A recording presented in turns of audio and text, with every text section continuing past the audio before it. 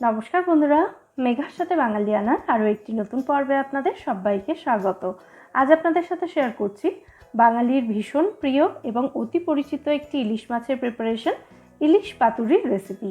ইলিশ পাতুরি খেতে কতটা সুস্বাদু হয় সেটা নিশ্চয়ই আমাকে আর নতুন করে বলতে হবে না। তাহলে চলুন আজ একদম সরাসরি রেসিপিটা দেখে নেওয়া যাক। সবার প্রথমে পাতুরি তৈরি করার জন্য আমি কয়েক টুকরো কলা পাতা রেডি করে নেব।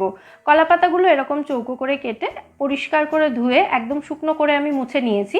এবার অল্প একটু সর্ষের তেল পাতাগুলোর মধ্যে এভাবে মাখিয়ে দিচ্ছি। এরপর গ্যাসের ফ্লেমটা অন করে তার উপরে আমি রুটি শাকার জাল একটা রেখে দিয়েছি। এই জালের ওপরেই আমি পাতাগুলো রেখে দুপিঠ থেকে পাতাগুলোকে ভালো করে সেঁকে নেব। এতে করে পাতুরি তৈরির সময় পাতাগুলো যখন মোড়া হবে সেগুলো ফেটে যাবে না বা ভেঙে যাবে না। একই রকমভাবে সমস্ত কলা পাতাগুলো সেঁকে নিতে হবে। এবার দেখিয়ে দিই ইলিশ পাতুরির মশলার জন্য আমি কি কি উপকরণ নিয়েছি। 2 টেবিল চামচ কালো সর্ষে, স্বাদ মতো কাঁচা লঙ্কা, হাফ চা চামচ মতো নুন নিয়েছি, আর নিয়েছি 2 টেবিল চামচ শুকনো নারকেলের গুঁড়ো।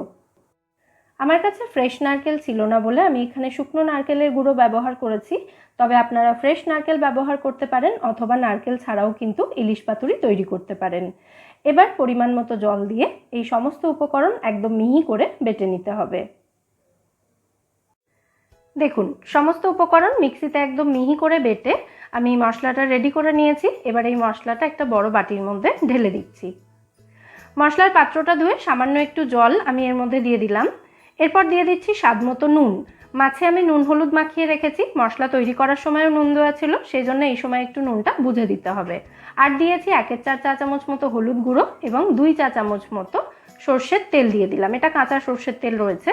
তারপর এই সমস্ত উপকরণ একসাথে ভালো করে মিশিয়ে নিচ্ছি। দেখুন, সমস্ত উপকরণ খুব ভালো করে আমি মিশিয়ে নিয়েছি।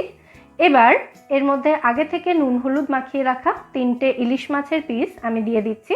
তারপর মশলা এবং মাছ দুটোকে একসাথে ভালো করে মাখিয়ে নেব, মানে মাছের গায়ে মশলাটা ভালো করে মাখিয়ে নেব। দেখুন, মাছের সাথে মশলাটা আমি ভালো করে মিশিয়ে নিয়েছি। এরপর সেঁকে নেওয়া একটা কলা পাতা এভাবে রেখে তার উপরে প্রথমে 1 পিস মাছ দিয়ে দিলাম আমি। এরপর ওপর থেকে মশলা দিয়ে দিচ্ছি বেশ কিছুটা, মানে যতটা টোটাল মশলা তার 3 ভাগের 1 ভাগ এখানে দিয়ে দিলাম। কলা পাতার স্ট্রাইপটা যেরকম লম্বালম্বি রয়েছে সেরকমভাবে মাছটাকে রেখে দিলাম। এরপর ওপর থেকে অর্ধেকটা কাঁচা লঙ্কা আমি এভাবে দিয়ে দিয়েছি। এবার এই কলা পাতাটা ফোল্ড করে নিতে হবে। এটাকে ঘুরিয়ে নিয়ে অপর দিকটাও একই রকমভাবে আমি ফোল্ড করে দিচ্ছি। চাইলে আপনারা এভাবে একটা পাতাতেই এটাকে মুড়ে নিতে পারেন, তবে আমি এখানে আরও একটা পাতাতে এটাকে মুড়ে নিচ্ছি। এতে করে যদি কোনো পাতা ছিঁড়েও যায় তাহলে কিন্তু মশলা ভেতর থেকে বেরিয়ে যাওয়ার সম্ভাবনা থাকবে না। এইভাবে ডাবল করে ফোল্ড করে নিয়ে তারপর একটা সুতোর সাহায্যে আমি এটাকে ভালো করে বেঁধে দিচ্ছি। এমনভাবে এটাকে বাঁধতে হবে যাতে এটা কোনোভাবে খুলে না যায়। লম্বালম্বি এবং আড়াআড়ি দুরকমভাবেই আমি এটাকে বেঁধে দিলাম। ব্যাস, এটা রেডি হয়ে গেছে। একই রকমভাবে 3 পিস মাছই আমি এখানে পাতুরির জন্য রেডি করে নিয়েছি। তবে এগুলোকে এক্ষুনি ফ্রাই করব না, 10-15 মিনিট এগুলোকে এভাবেই রেখে দেব, তারপর এগুলো আমি ফ্রাই করব। 10 মিনিট পর একটা ফ্রাইং প্যান ভালো করে গরম করে নিয়ে তার মধ্যে আমি 1 চা চামচ মতো সর্ষের তেল দিয়ে ভালো করে তেলটাকে ছড়িয়ে দিলাম পুরো ফ্রাইং প্যানের মধ্যে। তেলটা ভালো করে গরম হয়ে যাওয়ার পর পাতায় মোড়া ইলিশ মাছগুলো এই ফ্রাইং প্যানের উপরে এভাবে রেখে দিয়ে একটা পিঠ 7 থেকে 8 মিনিট করে ফ্রাই করে নিতে হবে। আর এই সময় গ্যাসের ফ্লেমটা একদম লোতে রাখতে হবে। আর যখন ফ্রাই করা হবে ফ্রাইং প্যানটা ঢাকা দিয়ে দিতে হবে। দেখুন, গ্যাসের ফ্লেমটা আমি একদম লোতে রেখেছি আর ফ্রাইং প্যানটা ঢাকা দিয়ে দিয়েছি। 8 মিনিট পর ফ্রাইং প্যানের ঢাকনাটা খুলে পাতুরিগুলোকে আমি একবার করে উল্টে দিচ্ছি যাতে অপর পিঠটাও খুব ভালোভাবে ফ্রাই হয়ে যায়। উল্টে দিয়েছি। এবার আবার আমি ফ্রাইং প্যানের ঢাকনাটা বন্ধ করে দিয়ে এটাকে 7-8 মিনিট মতো ফ্রাই হতে দেব লো ফ্লেমে রেখে। 6 মিনিট মতো ফ্রাই করার পর এই দিকটাও খুব ভালো মতো ফ্রাই হয়ে গিয়েছিল, তো আমি এটাকে উল্টে আরও 2 মিনিট মতো রেখে দিয়েছিলাম।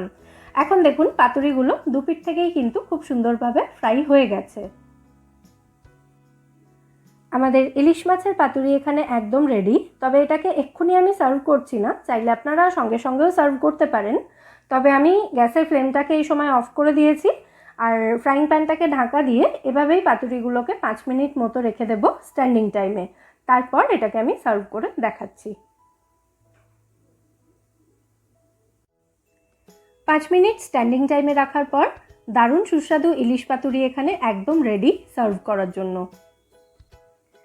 একটা পাতুরি আমি একটু খুলে দেখিয়ে দিচ্ছি ভেতর থেকে মাছটা কি অবস্থায় রয়েছে। সবসময় লো ফ্লেমে রেখে একটু সময় নিয়ে পাতুরিগুলো তৈরি করবেন, তাহলে দেখবেন মাছটাও কিন্তু ভেতর থেকে খুব সুন্দর সফট এবং জুসি হচ্ছে। গ্যাসের ফ্লেমটা বাড়িয়ে যদি পাতুরি করা হয় তাহলে অনেক সময় মাছের পিসগুলো কিন্তু একটু ড্রাই হয়ে যেতে পারে। দেখুন আমি পাতাটা খুলে নিয়েছি।